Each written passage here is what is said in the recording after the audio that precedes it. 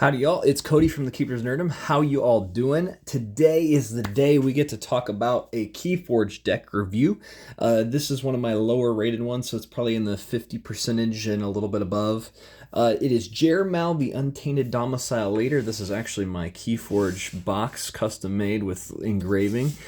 Side note, if you ever get a chance to, grab one of those. They're beautiful. So let's take a quick peek at Jaremow, the Untainted Domicile Leader. This is a Generation 4 deck. It has Star Alliance, Sanctum, and Shadows in it. We'll go through each of these, like what makes it decent, what makes it halfway good. Feel free to look at it. We will, we won't do that deck list, but overall pretty Archon, pretty cool.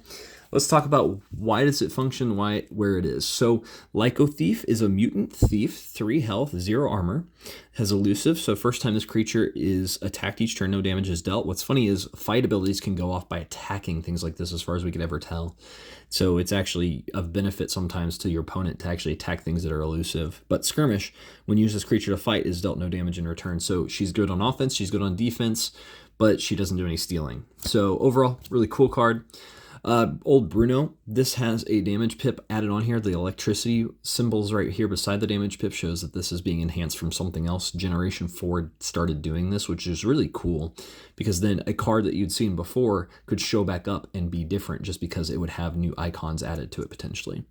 Old Bruno is elusive. We've already covered that. And when you play him, he captures 3. So he has to capture the 3 amber, but this is a great way to do some key forging denial because if they forge 3 keys, they win the game. And so this slows them down just a little bit. We have a shoulder id. This is okay. They sound really awesome until you realize what they are, and they often just don't do a whole lot. They are taunt, so they have to be attacked first. Shoulder id cannot fight. When shoulder id would deal damage, steal 1 amber instead. Tempting offer. And so shoulder id, really cool, protect stuff, but unfortunately they often just hit it whenever they don't have amber, or just do something to kill it, like a kill card, instead of actually fighting it. Or they just go, you know what, I'm going to get rid of it, and you steal 1, but that's fine, I'm going to get it back in this way. It's things like that, especially with cards like this too. Tempting Offer, you get an amber. It's enhancing something else with a capture. Play, return an enemy creature to its owner's hand. If you do, your opponent gains 1 amber. These are okay, but you're giving money to your opponent because if you forge key typically at 6, so you're giving them a free 1/6 of a key to forge. So you just gotta be really careful. Perplexing Sophistry, 1 amber. Play if you have more of the amber than your opponent. They discard a random card from their hand and you draw a card. It's okay. Francis the Economist, Skirmish.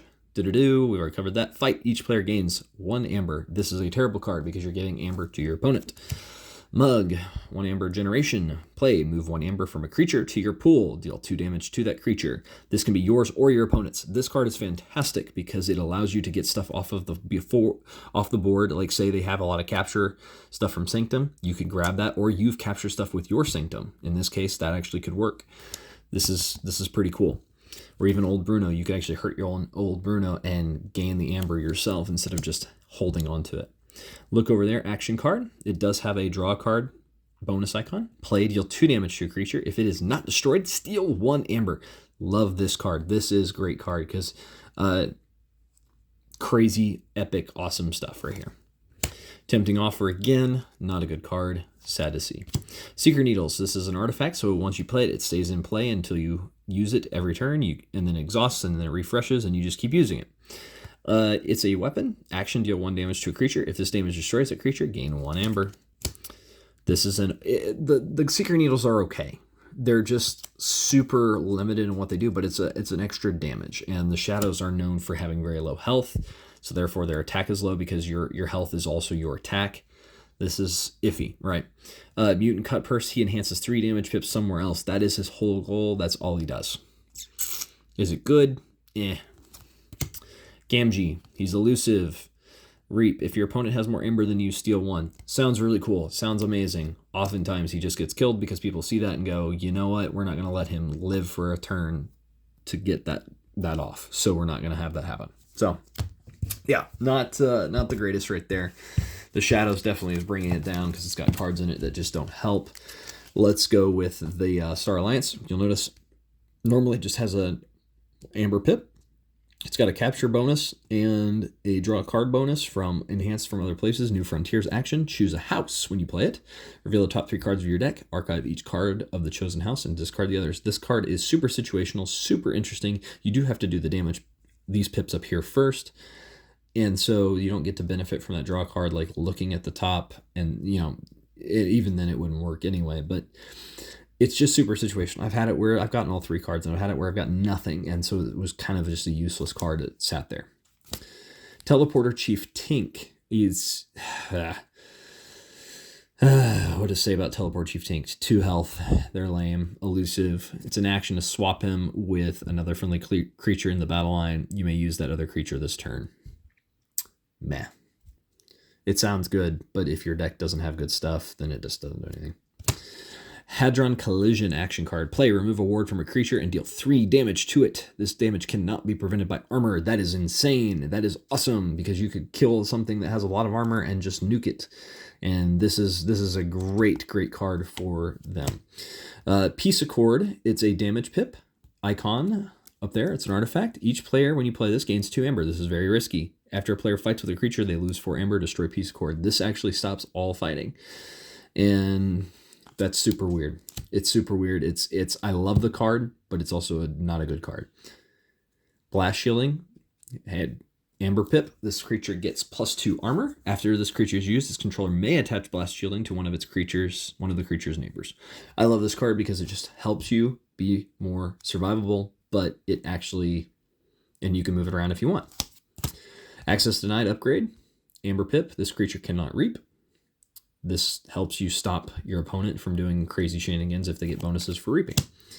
The Techno Alien. Fight. Look at the top 3 cards of your deck. Put 1 in your hand and 1 on the bottom of your deck. Awesome ability. It's 4 power, so it could probably survive a fight. Reap. Discard a card from your hand if you do draw a card. So it has both a fight and a reap. And this is one of those that's in here and they just randomly show up. And there's Techno Alien. There's the different aliens for all the different. So this would be like the Logos version of the alien, where it could be also the nature version or the dinosaurs, that kind of stuff. Pretty cool. This is a good card. Survey, Amber Pip. It enhances with the draw somewhere else. Play, look at the top 2 cards of your deck. Discard 1 of them. This card is okay. It doesn't really have a great effect right away, but if you have other cards in your hand to benefit from that and set up the card that you want to show up, that helps. Ambassador Liu, I love this guy. 4 health only, so he's kind of easily killed, unfortunately. He's a mutant politician, which is funny because nothing about him looks mutant at all. He's an action, discard a card from your hand. If it is a Dis or Shadows card, steal 1 amber. If it is a Logos or Untamed card, gain 2 amber. If it's a Sanctum or Saurian card, capture 3 amber. Fantastic, because this plays differently based on your deck. So in this case, in this deck, you do have Shadows, so you could steal 1. Or you also have Sanctum, and so you could capture 3. He's really cool because he gives you options. Survey again, nothing too weird there. Commander Chan, 4 power. When he fights or reaps, use another friendly creature. He tends to die a lot, so you don't get to actually see that ability, which really stinks because he's really a good card. And then another Commander Chan. So again, the Star Alliance, just kind of average, nothing too great here. This deck overall, it's just okay. And, that's okay. That's why we have these decks, is that way we can play with the lower stuff that you just get to interact and have more fun rather than just beat stick each other. So Cleansing Wave, 1 damage pip here. When you play, heal 1 damage from each creature. Gain 1 amber for each creature healed this way. With all these damage pips in here, you could hurt yourself and your opponent and heal all of it just to get money, which is actually a really good play. These are the really good card, especially to have a damage pip on, because then you can set it up and at least get an amber for free.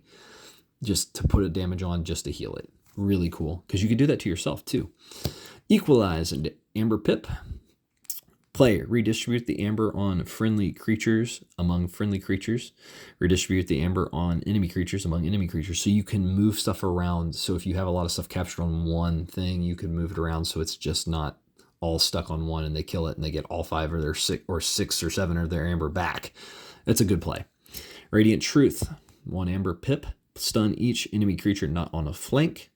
This can be really, really good, or if you're just starting out and they only have 1 or 2 creatures out, then it doesn't do anything. Angry Mob. Before fight, you may discard cards from the top of your deck until you discard an Angry Mob or run out of cards. If you discard an Angry Mob this way, put it in your hand. This deck has one other Angry Mob. So overall, the Angry Mobs are okay because they can get you more cards. But this deck has only got 2, so it's kind of limited in that. Champion Anafiel. I love this card. This card is a Gen 1 card, and it still just keeps showing up, and I love it. It's Taunt. So you can't attack its neighbors. You have to attack him. 6 power and health and 1 armor. Just awesome card. Lieutenant Gorvenal. 4 power, 1 armor. After you fight with a creature, Lieutenant Gorvenal captures 1 amber.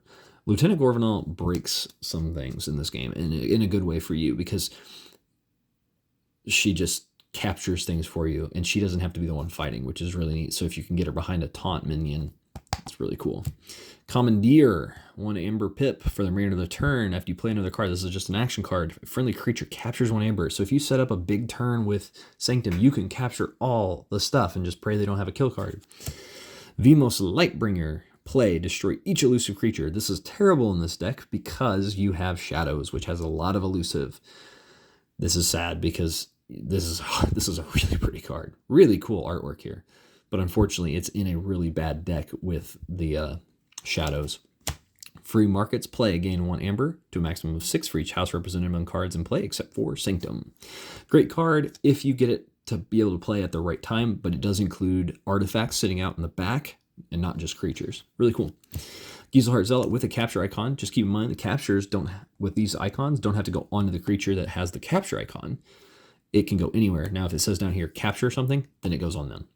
So whenever you play him, he's a 4 power minion. He enters play ready and enraged. So he can act immediately, but he has to fight if able. So if you're going to use him, he must fight. Lady Larena. This card. Love this card. 6 power, 3 armor, massive, taunt. Just taunt. It's not even going to explain it anymore. Lady Larena's taunt also applies to its neighbors' neighbors. So not just the people right beside her, but the people right beside them. So 2 out. She protects. She is a fantastic card. Sanctum in Generation 4 really overall improved a lot. This isn't a great deck for Sanctum, but I think of all the factions in this deck, the Sanctum is the best for stats and ability here. So let me know down in the comments below what you think of Jaremow, the Untainted Domicilator. Do you have something around that 50% style? If memory serves, I think that's where this deck sits. That it's a good deck to play, but it's not a great deck overall. It's just fun, and oftentimes I end up losing with it, and that's okay. It's a great deck to just enjoy the game and really just start forging those keys.